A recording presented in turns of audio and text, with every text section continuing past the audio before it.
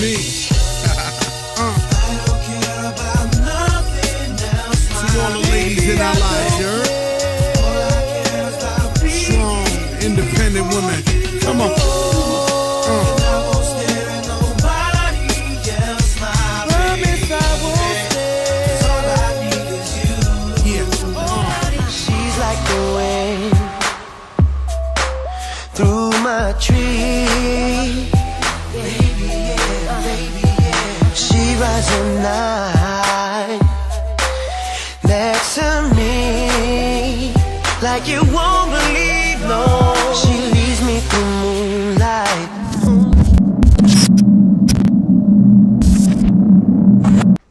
What's up, everybody? It's DJ Ramo, Power 1051. This is the Powers Industry, home of new music and entertainment. This is my main man, Ahmed. You see all the questions I don't like to ask. And we're here with the multi-talented, my good friend, Mr. Tony Sunshine. Bless. What's up, family? How you doing, brother? Good, my brother. Blessed, man. Good, God good. is great. God is good. God is good. Tony Sunshine. So I met his Cante like. la coro. There you go. That's right, right? Y'all never understood what he was saying, right? What is I that? was like, yo, that shit sound fly. Yeah, that shit haunt me. You want to translate that for our brothers over here? It means sing the chorus. Okay. And that shit kind of like haunts me. Sing the chorus. That's what Yeah, people see. That's what they. It haunts me because the first thing people say to me when they see me, oh, Tony Sunshine, canta el coro. So I be like, come on, fam.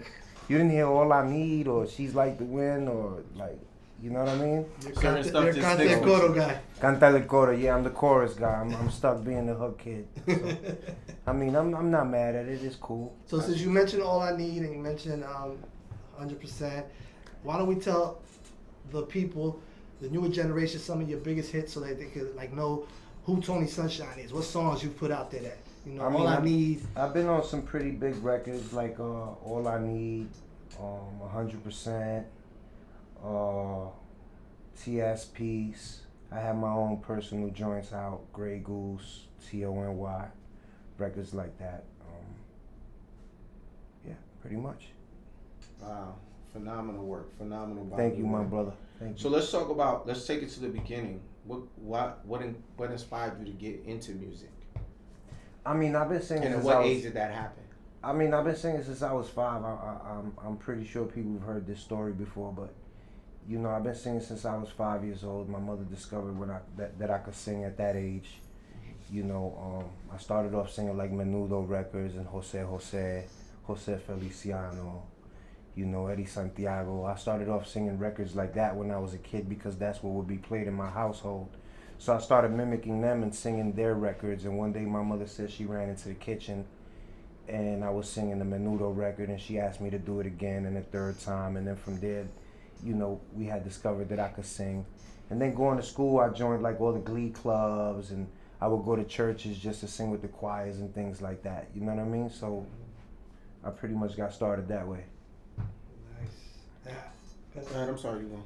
How did you, like, we get the singing part. We know you're super talented. Thank How you. did you, like, when was the first time you met, like, Pun, and how did that come about? Like, I met Pun in 23 Park, right across the street from Forest Projects. It's a popular park where everybody from Forest goes to either play softball, basketball, you know, whatever, handball, right.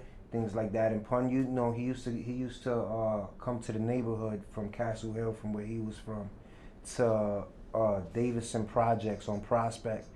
And I guess he had family members there. I'm not too familiar. But, you know, he would hang out with Sace and a bunch of other people over there. And through them, I met Pun one day in 23 Park. Did you, like, say, yo, I could sing? Or you just, how Nah, did that come about? I think that the word was already out that okay. I could sing. Because I had already stepped to Joe when I was like 13 years old, and I sang for Joe, and I went along with him to Relativity, and I did video music box with him. I was there at the Fever with him. Okay. You know, but maybe when I was 16 years old, I met Pun through mutual friends, and you know, I remember somebody. So you met Joe first. Yeah, I'm from Joe's side. A lot of people, Yeah, a lot of people get it confused and think that I came in through Pun. Because of Tony Now- Sunshine, El Coro. Right now, Pun through me. Pun is you know, if it wasn't for him, a lot of people wouldn't know my voice and who I was because he threw me on a lot of records. But I come from Joe side, I come from Forest Projects, I come from under Terror Squad. I'm like the baby, you know, I come from Giz and Power and Semi, Ski, Joe, you know, the original Terror Squad members. It wasn't until later on that I met Pun, and because, you know, Pun was coming in through Joe and Terror Squad and things that everybody had to wait. Because he had his own clique. It was fully clips. Fully clips. But I wouldn't say it was his own clique. It was a 4-man crew, right. You know, and they were pretty dope. You know what I mean? But they came later on. That came later on. So, you know, a lot of people get it confused and be like, you know, so coming in through Pun, no, I came in through Joe, really. You know what I mean? I grew up under Joe, really, but Pun is, you know, he brought me in by putting me on several records on his album. I didn't even know that. I've known you forever, so that's crazy. Right. Yeah, that's why I asked, because most people always say, oh, nah, you was part of, they make it sound like you was part of that crew that he had coming in. And when I say he had, it kind of was like he cemented in a sense like he was the leader of that crew. And everybody I've talked to that have been a part of that crew, they kind of say, yeah, he was the, you know what I mean? He was the guy that was there. We was down, but he was the guy that was there. So that's why I say, you know, the whole. Yeah. But either way, okay, so I'm glad you introduced that new piece of information to people. You know what I mean? So how was it working with Pun? Like, what was some of like the great memories you had working with Pun, like in the studio, like? The Pun he's unexplainable. You know what I mean? One day you could go in the studio and catch Pun on a downside or an upside. He could be in a bad mood or a great mood, depending on the day you catch him. But every day was a charismatic day, whether he was upset or happy. And, you know, just being in the studio with him and watching the recording process and his genius and all that was amazing. You know what I mean? Now I have a question for you. There was a record that Pun did, and I think you were I could be wrong. You were the original, and then it switched to, I think, Donnell Jones. Were you supposed to be the one? Well, what happened? Because that's the rumor that was outside. It's so hard, right? There was a lot of records, like say the Yeah Baby album was like Pun's idea of really introducing Tone Sunshine, but in his way. You know what I mean? To the world, because he really believed in my talent. After Pun passed away, I guess the label thought that, you know, due to the politic issues and reasons and just making the album more credible, they would have to go get other people that were lit already. You know what I mean? So at that time, I was just happy to be part of the process and just be leaving the hood and getting a couple of dollars. So I wasn't really paying attention to that. You know what I mean? Nor am I mad at it these days neither. Yeah, I just wanted to understand what that, because you have a good voice. Thank you. I think that's usually called like reference tracks, right? Like when you reference tracks. You make a song and they give it to the person with the bigger name because that person's already. I've been going through that my whole life. Reference tracks, right? They used to call me the reposition. I think Ashanti did it too for a record that then Jennifer Lopez singing later. Like it's just they just reference them. That's studio. It's part of the game. It's part of the game. Yeah, everybody. Part of the does game. that Part stuff. of the process. Music-wise, any artists or anybody you want to work with now in 2018? Because it's a whole new generation of artists out there. I mean, you know, I just my you know, my thought process is just thinking outside the box. I appreciate all the music that's out there today. Sometimes it confuses me because I don't know which way to go. People are always saying, "Yo, but you know, you got to make music for the consuming ear and this and that." And I say you got to be different.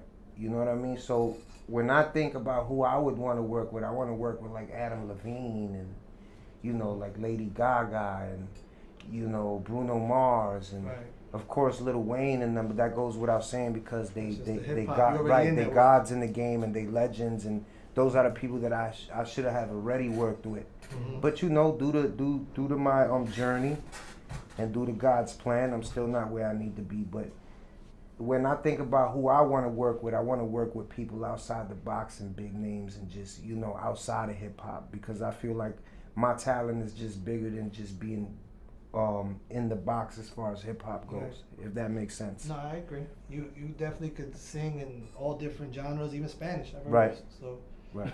Is it hard, like, for an artist to get a placement with another artist? Like you want to do a song with Lady Gaga. Like, is it hard for this person who sings to get a song to her? Like, that's like an impossible mission. Is that why it's such a challenge for you to work with the people you want to work with? Is definitely who you know and who you can get in contact with, and you know, it depends on the level that artist is on. It's never gonna be easy, especially if that artist is on a level where they selling millions of records. Right. So That there's a has whole bunch to- of filters. Right, your work ethic, and as well as your appearance as an artist and what you doing and who you surround yourself with and who you know plays a major part in being able to even remotely touch an artist that's on the level that you want to be on. That's an advice that I think that a lot of younger artists don't get it. They think Right, that work ethic is everything. it's all about that. I think I've always said that people respect your hustle and your grind more than your success. Like, you can make it cool, you get lucky, you get a placement, you get a record, and you pop it, but they all respect it. They saw that hustle. The hustle hustle behind is the scenes important. is what people value more. Hustle is the most important part. Your You know what I work mean? ethic, It's not, yeah. you know, if you go back to the beginning of just the music industry period, it's never really been about 100% talent. Talent is just a small piece of the pie. Right. It's all about the hustle, the grind, your work ethic, how you move, you know what I mean, and how you present yourself. If it ain't about that, you ain't got nothing. Is there anything that you regret in your career? Oh man, I regret so many things. Just, you know. One thing in particular that stands out, if you said, damn, Tony, I would do that again. And I mean in reference to, let's say, an artist. Like, you know, there have been instances where artists wanted to work with other artists, but they did something themselves that stopped them from doing that. I did a whole lot of shit that stopped me. Like, that's the question is never gonna be that, you know. There's just 1 million things that I would do different as an artist. You know, when I was coming up, the game was just about, especially in the hip hop community, it was just about standing out. And when I was coming up, I was seeking so much validation and just trying to be that guy. And when you said the name Terror Squad, you know, I just wanted to be known as the best Terror Squad member. And terror, when I say terror, Terror Squad. Live up to the You know, brand. yeah, living up to the brand and the name and just doing all the wrong shit, you know. And I wouldn't say misguided because, you know, now being much older and looking back, I was old enough to know the difference and make choices, you know. But just allowing people to make me feel like seeking that validation and wanting to be down and wanting to be liked and wanting to be known as one of those guys. That's not the way, you know what I mean? So I would say just smile more, be more humble, shake hands, you know how to make a difference between who you want to be surrounded with and who not to, you know. And I would just do a whole lot of things different. Well, it's not too Knowing late. what I know, knowing what I know today, but So, that's just life. any new projects you're working on? Any new songs you want to tell the world about? You working on? I'm always working. I I'm know you're always always recording. I'm always in the studio. I got like 1,000,001 records in my email, and it's just I get into this thought process of like, my people tell me like, yo, you gotta put that out, and I'm like, it's not ready yet. But why you holding it? Cause I don't know. You know? And then I'll go in the studio, record another record, and they'll be like, that one is cool, and I'll record another one, they'll be like, put that one out. I don't know yet. And I don't know Are yet. you Not- your biggest critic? Like, you're biggest? I believe that every artist is their worst critic. Right. And I'm like my worst critic. You know, I'm never satisfied.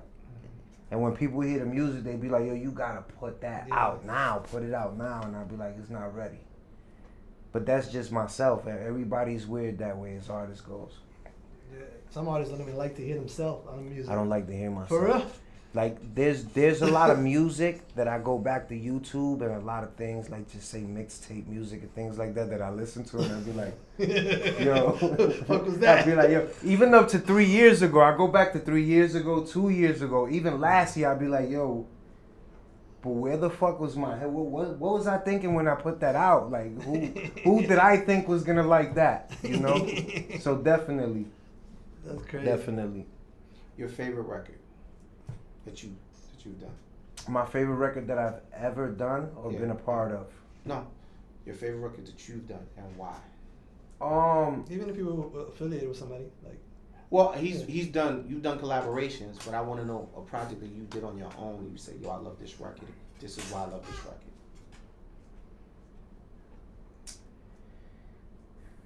I would say Desert Eagle is one of my favorite records, just because of the energy behind the record, the timing of the record, and the reaction to the record. And to this day, I can perform that record around young kids that never heard of Tony Sunshine before, and they'll catch a vibe. You know, so I don't know. Like I said, I don't know if it's the energy, the timing, the reason behind the record, and things like that. But just that's one of my favorite records. Okay. And it was even a remix. It wasn't an original at that. It was a John Legend remix for DJ Khaled's first mixtape. You flipped it? Yeah, and I flipped it. You know, I was King Flipper. All they had to do was heat me up, get me mad. You were Flipper T. That's it. And I would start getting phone calls. Why'd you do that? Flipper T. Yeah. Flipper T. Oh shit! What does Tony Sunshine listen to right now in the car?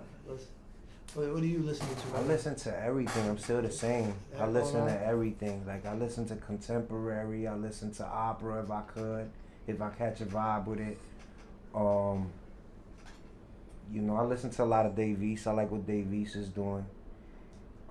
Y'all two would collabo though.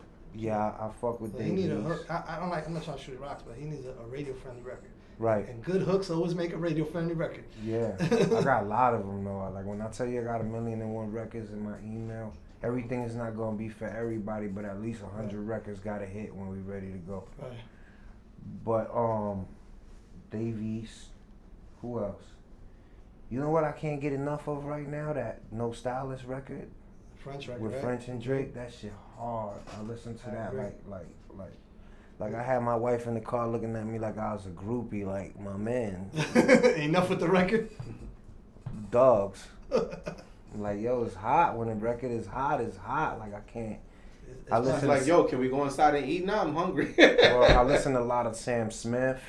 I think he's super dope. No Stylist record could use a Flipper T. Flip it. Yeah, Sam Pray, that Pray record, it just gets me every time. I listen to so many different people. I like that kid Russ a lot. I wasn't really into him in the beginning, cause I've been up under a rock. I'm not gonna lie. I just been doing my own thing, and I started listening to his joints like maybe a week ago, and I was like, yeah, the kid is really dope though. I like him. Yeah, he has a huge fan base. People like, there's a whole audience for like him, and a lot of them kids are like that. They look like goofy white kids, but they can spit. Like I don't get killing it. 6ix9ine killing the game. Yeah, man. Definitely. Does he remind you of you when you were younger? Does he remind you of me when you were younger? I'm just asking you. You know. It's 6ix9ine. So that's funny you say that, because my man Los be like, you'd have never did that one right there. It depends on who you call and ask, my man.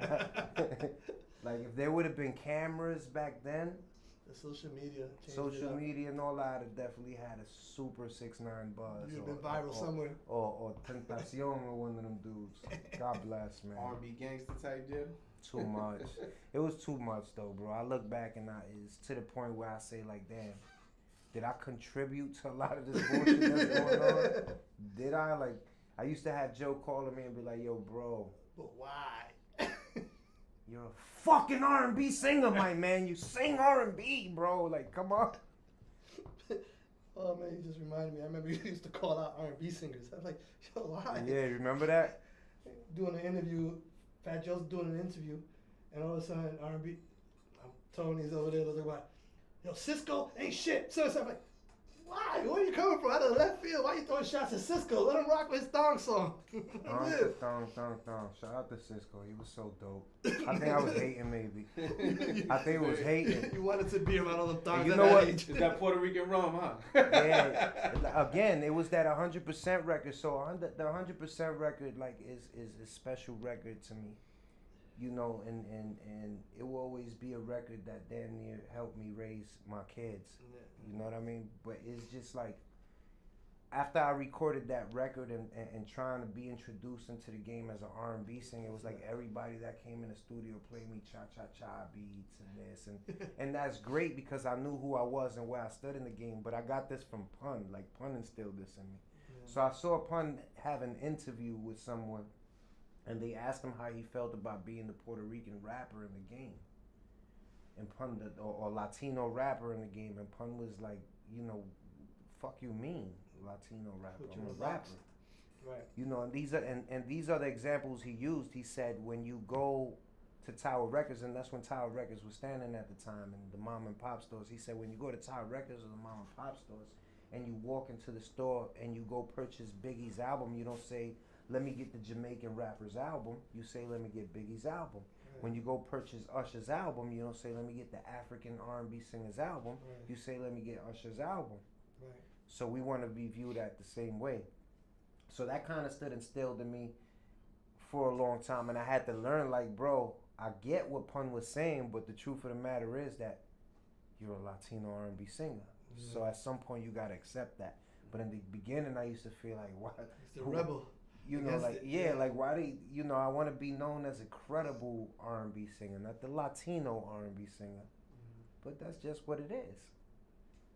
It's just what it is. 2018, the Latin record would be like, I Like It Like That. That would have been. I Like It Like That. That would have been. I wouldn't mind. You would have been Tony Sunshine, kind of thinking the code on that. Yeah, I wouldn't mind having I Like It Like That record right now. The success of that record, shit. Let me get that. Give me that. Give me that. It's like when I first heard it.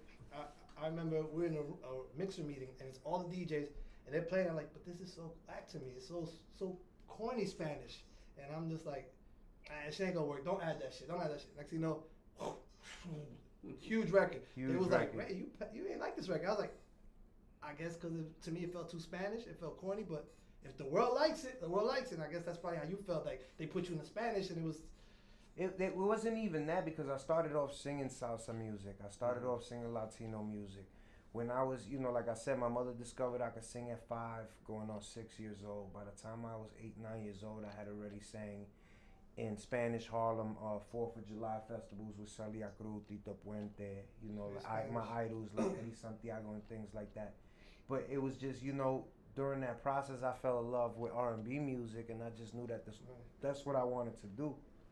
Going back to when I recorded the 100% record with Pun, he didn't get to live to see the success of the record. The success of the record. But when we went to Puerto Rico to shoot the video after he passed away, if you look at the video real good, we have Evie, we have Yankee, Nicky, we have all the people that are successful now. And you know, back then in PR, during the shooting of that video, they were in my ear like, yo, this is what's gonna happen, Pa. You need to do this and this and that. And even back then, I was like, nah, I'm gonna stick to this over here because I want to be a credible R&B singer. If I would have just listened a little bit, you know what I mean? Because it's not like I love my Latino heritage. I love my culture, but I feel like I've been fighting for this for so long, if not my whole life. Well, why would I just want to quit and go over here? You know what I mean? And be like a million other people that look just like me when I could stand out over here. Gotcha. That was my thought process. You said something that I didn't even realize. I didn't even put the timing together. So, Pun recorded that record.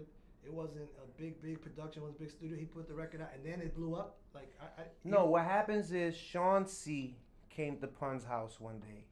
What the beat? St. Lawrence in the Bronx. He came with the TDK tape back then. There was no CDs, no straight tapes. He came with the beat. You had to rewind the tape? Played the beat, we had to rewind it. And it started off as a joke. Because I started singing the Hector Lavoe joint to the beat. Right? Pronto llegará, and it's pronto llegará, el día de mi suerte, na na na na na. So I sang it my way, but I twisted the words a little bit. And it started off as a joke. Me and Pun used to laugh and make people laugh with the record. It started off that way. About maybe a year later, when we went to North Carolina, and Pun decided that, you know, he was going to take the initiative and start losing weight, we decided to start recording his album over there in North Carolina. Right. And he was in a camp to lose weight or something like that. We was in a camp with him, and he lost 150 pounds, I believe, or 100. It was, he says 100 on the record. I believe it was 150 pounds.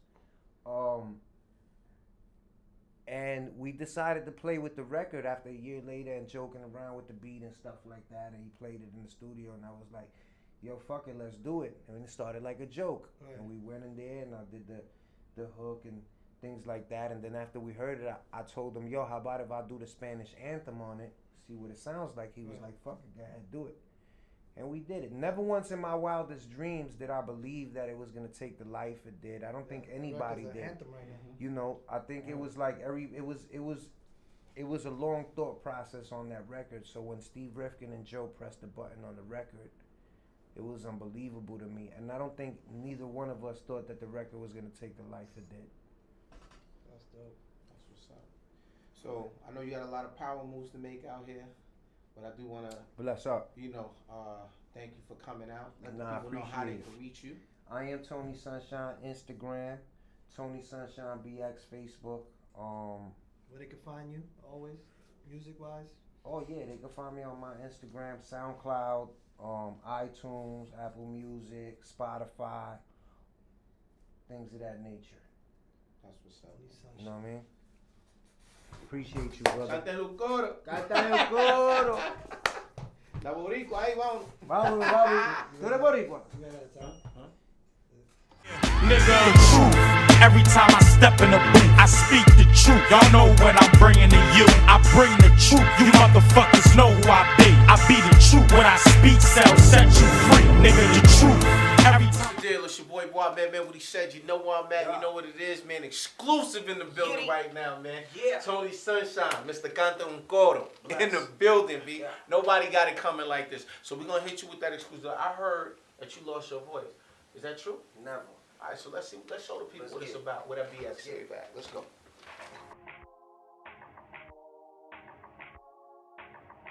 Lord of mercy. I just wanna get close to you. And do all the things you want me to. I just wanna get close to you. And show you the way I feel. You got a hold on me. Pretty eyed girls bring the light out of me. City line views all I see. But what I would do to have you next to me. Make a nigga wanna sing. When the school bell ring, sing-a-ling-a-ling, class in session. I wanna watch you undressing. I wanna get close to you. And do all the things you want me to. I just wanna get close to you.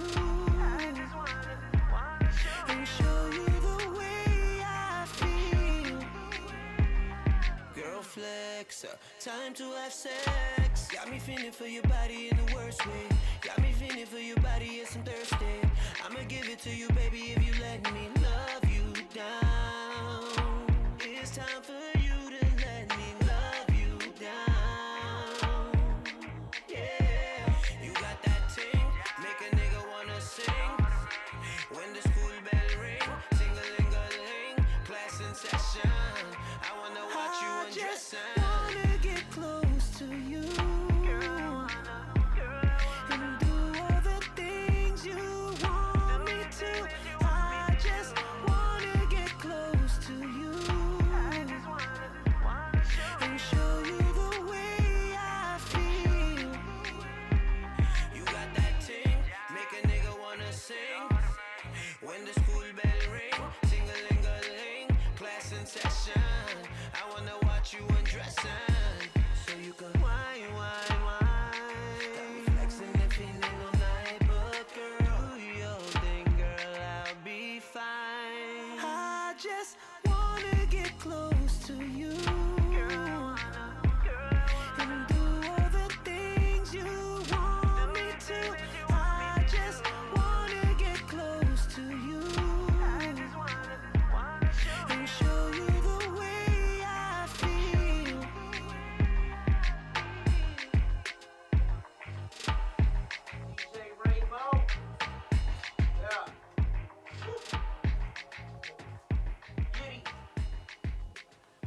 Big things like what? Everything irie. Everything bless me. That's what's up, man. Y'all heard it. It's off the hook, man. The Wait. voice is still intact, baby. Yeah. Let's go. Vaya. I'm gonna do this for you real quick. Let's go. All right, Ray. Woo, that was fire, bro. Thank you, my The brother. voice is there. That's Tony Sunshine. There Make we sure go, you man. follow him. Yes, His sir. music That is Latin great. lover, man. I see you, man. You gotta introduce me to some of your ladies out there, man. Yo, thank you for coming out, man. Phenomenal Appreciate y'all record, having man. me, man. Remo, bless up, brother. Thank you, brother. Yes. Appreciate it.